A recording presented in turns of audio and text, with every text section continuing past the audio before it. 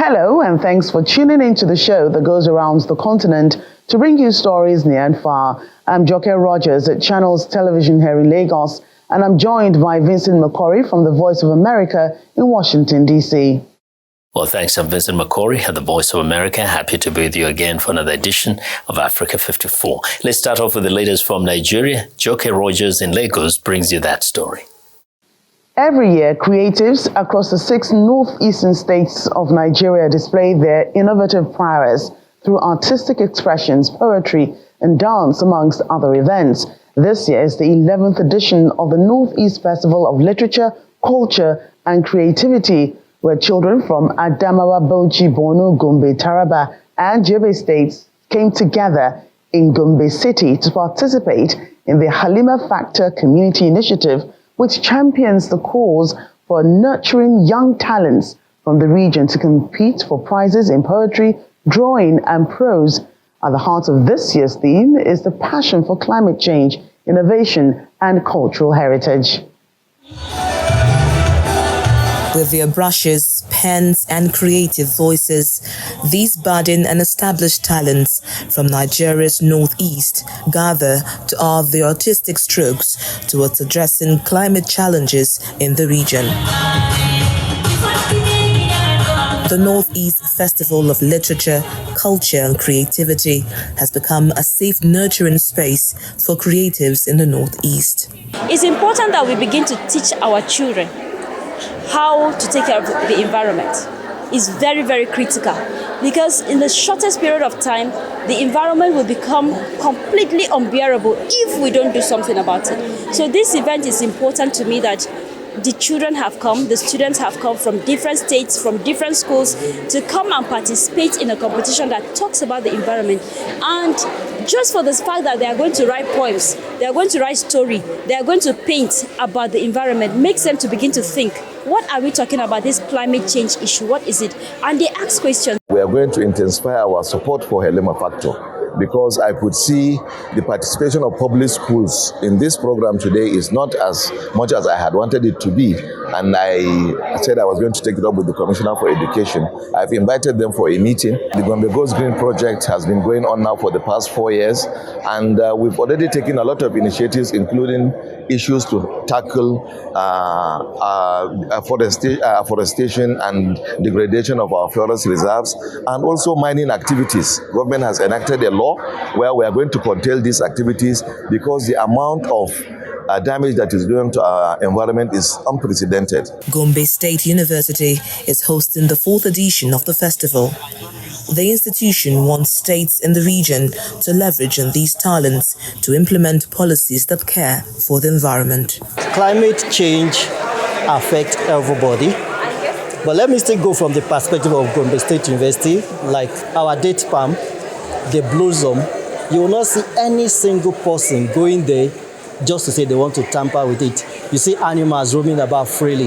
That shows our little contributions towards ensuring that we mitigate the effect of climate change. So as it were, climate change is real, there's no doubt about it. We are all being affected, but all of us too can do something in our own little way. Students from various schools across the region participated in essay writing, painting, poetry, and tree planting campaigns. Joining us to discuss this further is the convener of the Northeast Festival of Literature, Culture, and Creativity, Mrs. Hala Usman, who joins us from our Abuja studio. Glad to have you today on Africa 54. Thank you very much for having me. I'm glad to be here. Right, so the children have come from different states, of the Northeast, from different public schools. What's the expected impact from participating in this festival, which has gone on for just over a decade? Thank you very much. So what we're trying to do with the children is to begin what we call creative education, where we expose our children to issues that are sensitive at the moment, where these children from primary school to secondary schools to tertiary institutions are exposed to particular challenge or particular issue, and they are allowed to write stories, to write prose, short stories, poems, and draw with regards to the point, the topic they're giving, the intention is that at the end of the day, while in the process of writing the story, in the process of writing their poem or drawing, they begin to think of what they can do as agents of change, as leaders of today and tomorrow, so that they begin to channel their energy towards solutions to the particular challenge they're writing about. What do they know about climate change? How do they feel? Because I think everybody now knows that the atmospheric pressure has changed. Heat has become extremely high. So everybody is feeling the impact of it. So what are these children thinking about it? Do they know the causes? If they do know the causes, and especially the fact that in Nigeria and in most developing countries, in fact, not just most developing countries, in the world over, this climate change is caused mostly by human activity. So we're exposing the children to those activities, those things that we do as humans that is affecting the climate, in order that these children will begin to have a mindset towards being the solution to the problem. So we are hoping that after this program, and indeed we have seen them in their presentations, in their poems, in their drawings, even when you engage with them, we had a panel discussion with the children, and it was beautiful to hear them talk that they will go back home, they will discuss with their friends, they will even tell their parents. And one important outcome was that each time somebody is cutting the tree, they will also insist that the person plants another tree, at least 10 more trees in place of one. So these are the positive outcome we have been expecting, and we're hoping that as they go back home, they will continue to carry on with this trajectory. Right, and how, in ensuring that, the children are impacted positively, what kind of measures do you think, the state governments should be putting in place to check, those situations that you've mentioned, afforestation, degradation of forest reserves, and of course mining activities, which is now the new thing causing damage to our environment? Well, I think majorly our problem in Nigeria is not about the policies. There are enough policies to go around, if I may use that word. But I think implementation is a major challenge. I know that we're trying. It's a nation, we're still growing, we're making progress. But I think stricter implementations of these policies will go a long way. And then considering the perspective or the people we're targeting, the community, which are the children, I think another thing government can also do is to begin to inculcate these disciplines right from primary school, which is what we are doing. Like I said, is creative education. So I think the government can really begin to focus on teachers that are teaching children in primary school, in secondary school, and tertiary institutions, so that they know the importance of taking care of the environment, maintaining the climate issues that we have around, and also possibly provide some kind of funding. We know that the issues around climate change is capital intensive, especially in developing countries where we are more or less the ones that are suffering more of it, even though we are the least cause of the climate change.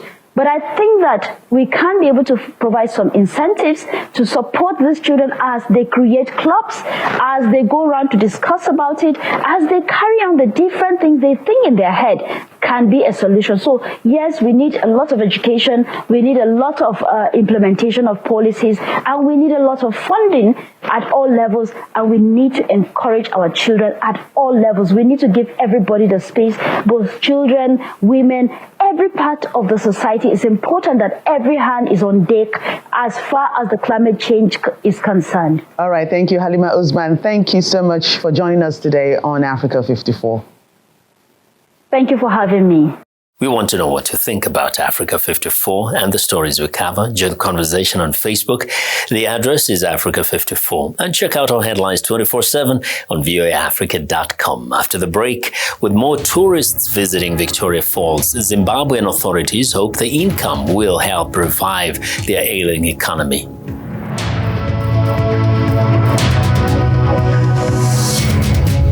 Welcome back to Africa 54. I'm Vincent McCory in Washington. Zimbabwean authorities are hoping tourism will help revive the ailing economy as one government official cites new figures that show more tourists are visiting Victoria Falls, known as one of the 7 natural wonders of the world.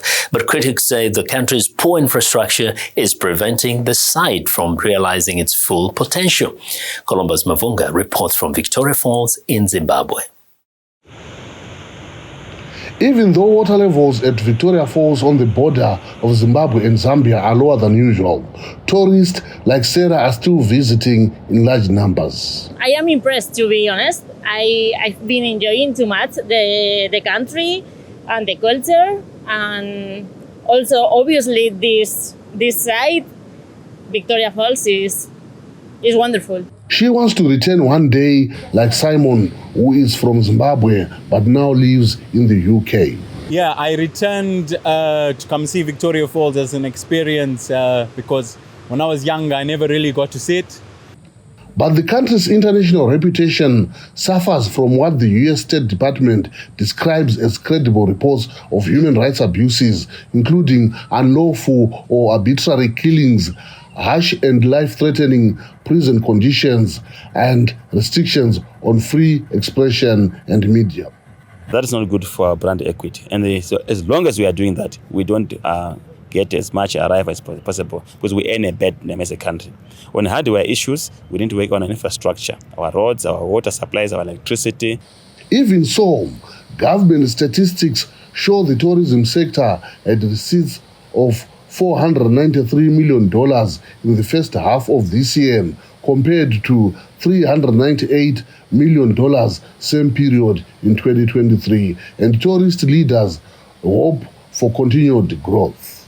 The government has embarked on an emergency road rehabilitation program, and some other major roads have started getting attention. Our roads shall also get attention in due course. We are not too much worried about that because our airports have been rehabilitated, because also the fact that most of our tourists come from outside the country means that the state of the roads does not completely damage the image of tourism or the numbers that are going to come through into the country. Mukwasi added that the number of tourists visiting Zimbabwe has been rising since the end of COVID pandemic, and that arrivals were up by 27% in the first half of this year over the same period last year, according to Zimbabwe's Minister of Tourism. He hopes that in future, the sector will rival agriculture, manufacturing and mining as a driver of the economy. Columbus Mavunga, VOA News, Victoria Falls, Zimbabwe. Nigeria's Minister of Education, Dr. Tunji Alausa, has vowed to transform the country's tertiary education system by shifting the focus to practical skills development. The inaugural edition of the TFund National Research Fair and Exhibition, which aims to bridge the gap between research, innovation, and the marketplace, took place in Abuja, the nation's capital. The event brought together academics, researchers, technologists, and innovators from across Nigeria to showcase their practical research outcomes and scalable prototypes to potential investors and entrepreneurs. Our correspondent, Benny Ark, brings us the story. The inaugural edition of the TFund National Research Fair and Exhibition aims at bridging the gap between research, innovation, and the market. It is bringing together academics, researchers, technologists, and innovators from across Nigeria to showcase their practical research outcomes and scalable prototypes to potential investors and entrepreneurs for commercialization. Research and innovation are critical to the sustenance of any society. Besides expanding knowledge and facilitating changes in the society, scientific knowledge as a product of research should be able to address societal problems and ultimately bring about improvements in the standard of living of the people. The federal government has approved 5 billion naira for academic research in 2024, and the government wants academics and students to do more. The National Research Fair is a clarion call to all tertiary institutions and research institutes in Nigeria to align to the reform of Mr. President to conduct their teaching, research, and innovation to be applied, practical, and effective in addressing the development challenges in our country. It's high time we start focusing our education and aligning our education, our tertiary education, to the needs of Nigerians. President Asiwaju Bola Ahmed Tinubu, in his renewed hope agenda, believes that we should confront our reality. We should give place of pride to our blessings, which is the intellectual capacity that is all over the place in our institutions, and to support them so that we build a Nigeria that is technically competent, that is continually innovative, that will take its place of pride in the Committee of Nations. After the opening, the delegation takes a tour of innovations on exhibition.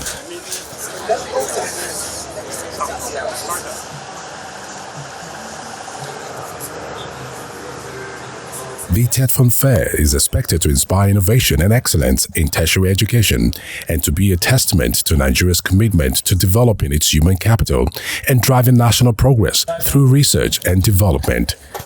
Benny Ark, Channels Television News.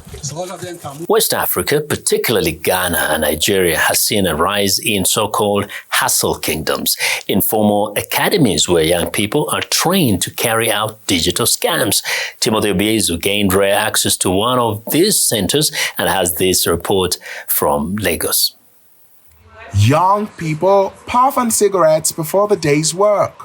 The job to scam unsuspecting victims on the internet.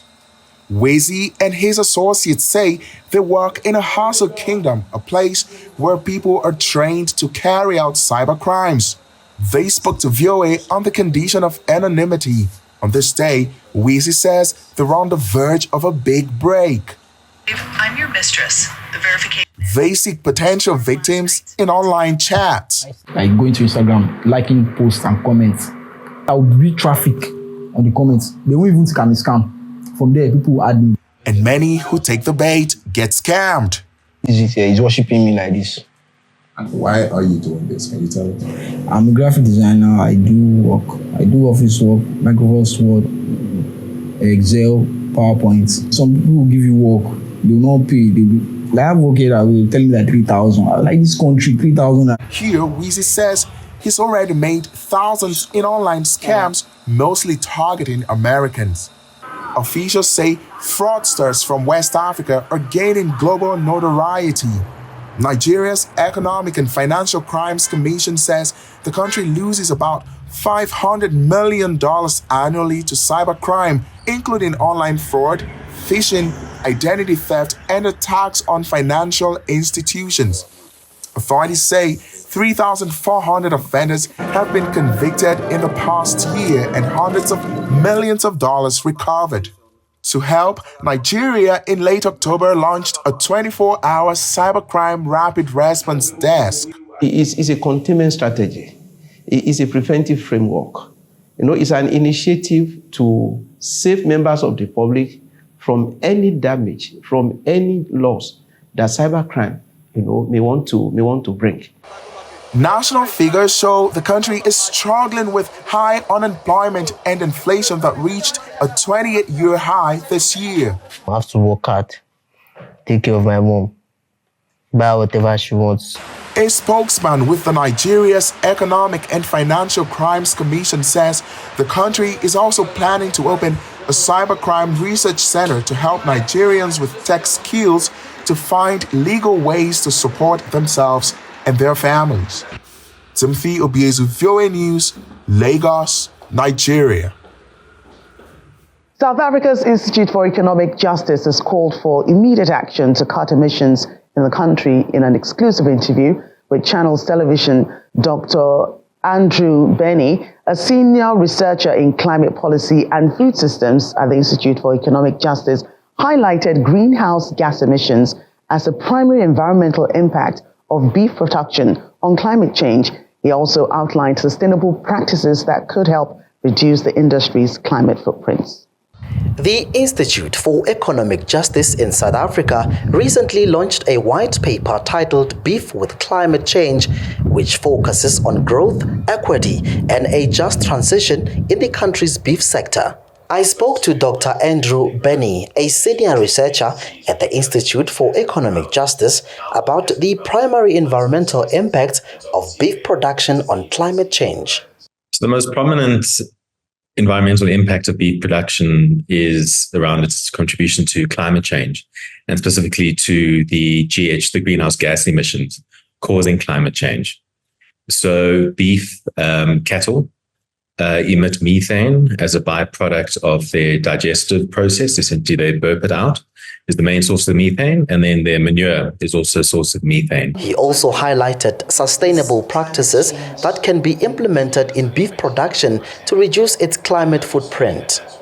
So the first is we should continue growing beef production through intensive systems like feedlots, where you provide cattle with very scientifically formulated feeds, the medicines and so on to boost their growth and to keep making them grow even more quickly than they already do in feedlots, because the argument is there that then you reduce the GHG emissions per kilogram of beef. And so kind of authors who've looked at these approaches, the way they label that approach is you grow beef production through intensive systems, and then you use technology and so on to manage the damage. But what role do government policies play in mitigating the climate impact of beef production? The first thing is we need, I think, a proper socio-ecological assessment of beef production in South Africa. And that means we need a full baseline of not just what are the environmental impacts of beef production, but also what are the social dimensions. So what are the conditions of workers in the system? And that can provide us a better basis to say, okay, these are where, with this comprehensive review, these are where the points of intervention are needed to shift the system. Meanwhile, the Institute believes that technological innovations can offer hope in reducing emissions, ensuring that the industry can adapt and thrive in a changing climate. From Pretoria, South Africa, Innocent Simos, Channels Television News. In South Africa and elsewhere on the continent, albino people are a target. They face daily discrimination and sometimes even death. But young social media influencers and artists are trying to change the narrative, as Kate Bartlett reports from Johannesburg. The paintings, drawings and photographs in this exhibition at a Johannesburg gallery all have one thing in common. They depict people with albinism, as portrayed by artists with albinism, like Athonkosi Kwinana. My self-portraits basically looked at ideas of power. They told my stories of living with albinism. Albinism is a rare genetic condition caused by a lack of melanin. Skin and hair lacks pigmentation, and those with the condition often suffer from poor eyesight. You are white but not white enough to be white, and black but not black enough to be black. So you are always in that space. In Africa, myths abound about albinism, often spread by traditional healers. They are kidnapped and mutilated for their body parts for use in traditional medicine. We are either good luck and they can, take our body parts, or they can kill us because they say we are bad luck. But either way, we get killed. These are some of the members of the A Squad, a group of social media influencers who met at a school for visually impaired children. When we decided to open an account just to de-stress from our exams, because we've always loved making TikToks, so we decided, why not just make a TikTok account just for fun? And we didn't expect the video to get much views. But, to their surprise, it went viral, and videos of them dancing to Amapiano music have now had over 50 million views. And their videos are opening doors. The A Squad recently did a fashion shoot for a well-known South African designer. The comments haven't always been kind, but Ramon says she and her friends are undeterred by the trolls. Kate Bartlett, VOA News, Johannesburg, South Africa. Well, and that's our show for today. You can find all the continent's top news and world news online at voaafrica.com. Check it out. I'm Vincent Makori in Washington. Channels Television has our last word. We look forward to bringing you another show next week. To remember that channelstv.com is your source for news and other programming. I'm Joker Rogers. Thanks for watching and goodbye.